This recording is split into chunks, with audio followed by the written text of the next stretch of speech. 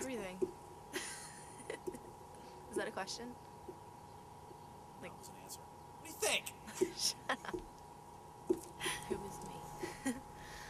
I can't define it. I'm a misfit toy of a bunch of pieces thrown together. I'm, you know, a little part of everything that life offers just balled up into one person, so I'm just a girl in the world who's trying to find her place and trying to find out how to survive and get through it. When you were little, what did you want to be more than anything? A mermaid. A mermaid? Yes.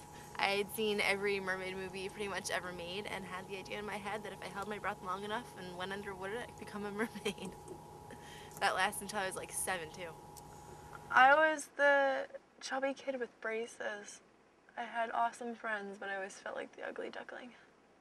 In a way, I started doing shoots for self-confidence issues. I figure if I put myself in front of a camera, I'd have to like and accept myself because the print's there and I can't make it go away. So I kind of tried to start to do it as like a self-therapy. I kind of believe that nudity comes from the neck up.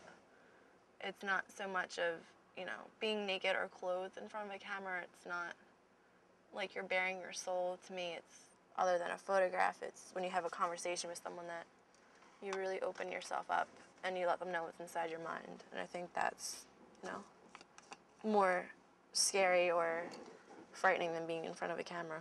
You know, you can only judge things on how you think you see them, but not sometimes how they actually come out. Right when I turned 13, I just didn't feel like everyone else did. My parents say that I started to shut everyone out and my personality changed. I didn't feel safe. I didn't want to talk to anyone who didn't feel the way I did. I didn't want to associate or hang out with anyone who felt happy because I felt I couldn't have it or that I didn't deserve it. I didn't really like going out. I would have much rather sat in my room alone and just wrote or watched a movie or fell asleep. I started cutting when I was 13, which probably didn't help with anything that I was facing. If you're comfortable talking about it, do you remember that first time? I had, I was reading a magazine, and there's this article in it about cutting, about how this one girl, you know, fell into it, and how she couldn't stop. And I was like, well, you know, if she can do that to get through her problems, well, you know, I can do it to get through my problems, and I'll just do it this one time. I won't become addicted. And it turned out to 6 years of me cutting out everything that I felt, whether it was happy or sad. I just didn't want to deal with any of it. There's been a few times where I've cut, you know, a little deep, a little long. But I mean, I never cut to kill myself. I just cut to get out, you know, what I was feeling. There is a name for depression and cutting and all that stuff. At the time, I didn't know about it. It felt like to me I was the only one in the world going through it.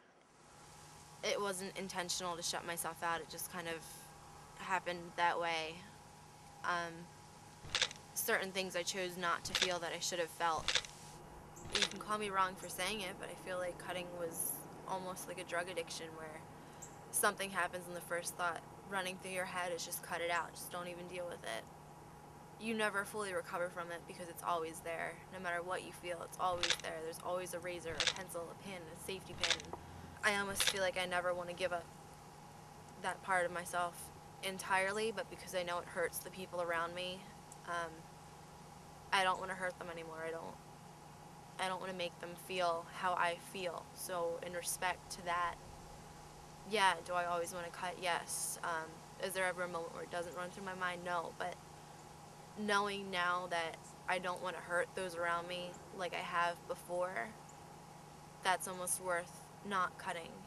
Can you carry a tune or are you totally tone deaf? I am more tone deaf than a screaming cat.